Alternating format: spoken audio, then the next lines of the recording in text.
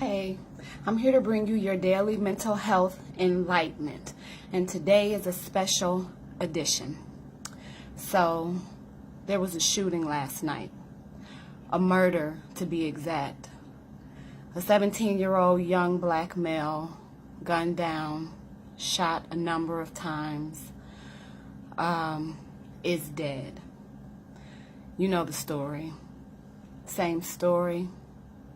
A different victim, a different family that grieves, a different set of friends to be hurt, a different community to be scared, but the story is still the same. The young man happened to be a very close friend of my daughter's, and I knew the young man, very good guy. So my condolences to his family, sending out love to all of his friends and everyone who was impacted by his death.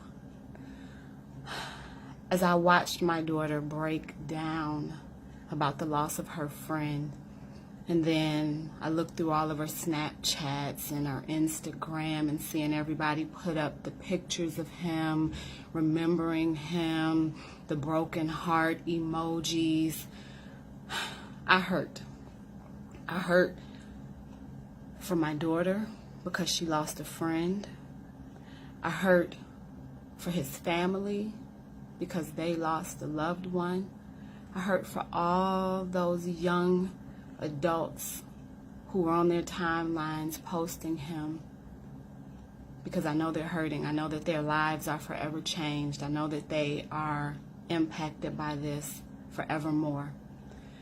And it was just a reminder to me of the need for and importance of mental health awareness and us being about the business of attending to our mental health all the time. Stop putting it on the back burner for these severe occasions when someone is murdered. If we were doing our jobs and attending to mental health issues consistently, we wouldn't have to pull together in a crisis mode to address mental health issues. We need to be doing it every day, all day. Because as I've talked to you all about before, mental health experiences are not these isolated, rarely occurring instances.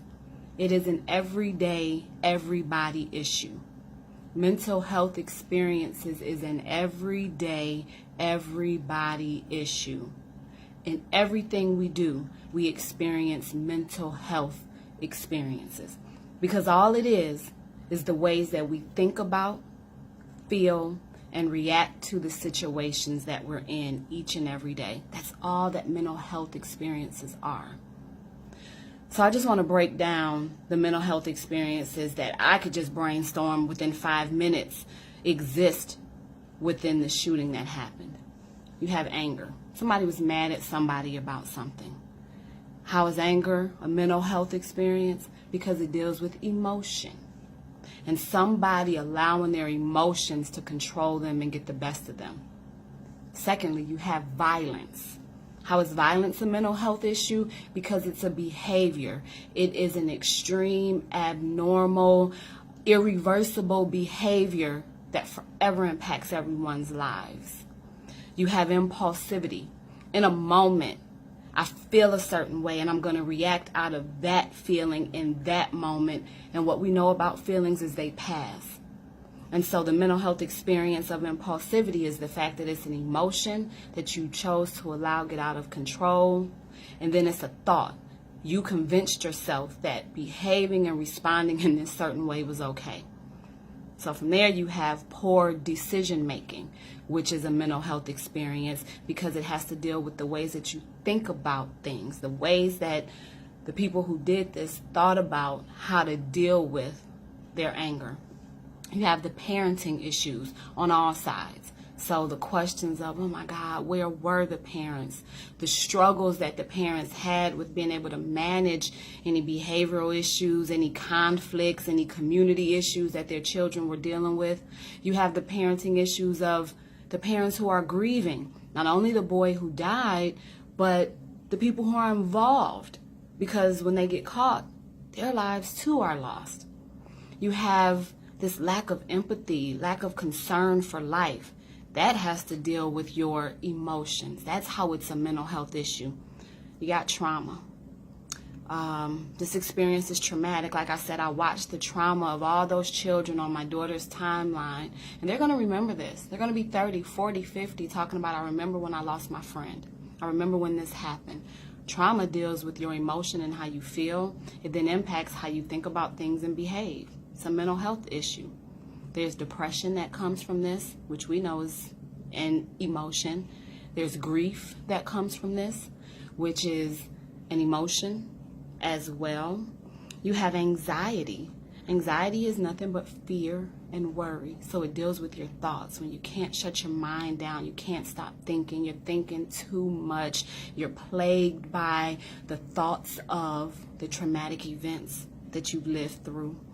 You have fear, which is another mental health experience, and that is an emotion. You know, the fear of our youth that my time may be coming. I may not be safe out there. The fear that the people who live in the neighborhood where this happened, that there might be more violence that comes. You have retaliation. Retaliation is a mental health experience because it's a behavior, right? Someone could make the decision to behave in another violent way in order to retaliate. And so now we've got more trauma, more grief, more depression. You see?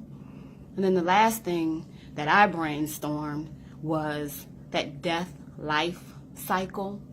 The fact that death causes you to ponder your life and your purpose and the meaning of life. And so how is that a mental health issue? Because it deals with your thoughts and how you think about things. In just 5 minutes, I was able to brainstorm 13 mental health experiences that came out of that one shooting. We need to pay attention to mental health issues. Out of all those issues that are there, that I can so easily see and that I've been able to point out to you, and I hope that you all now see, my question is, I wonder how many of the people that were on that block where the shooting happened would actually go get therapy. How many family members of the victim would go get therapy? How many family members of the people who did this would go get therapy? How many of those children on my daughter's timeline would go get therapy, right? And so we make therapy this taboo thing, but every day, all the time, we're dealing with mental health issues. They are facing and plaguing us. So from this one shooting, quickly I identified 13 mental health experiences. And my hope would be that everyone impacted by the shooting will go get some therapy to address the mental health issues and experiences that came out of that shooting, and just to make sure that you're okay and you stay okay. So what's the message? To think about mental health in a different way. A way that helps you to realize that every experience is a mental health experience, one for you to learn and grow from. Again, my condolences to that young man's family. Much love to you all.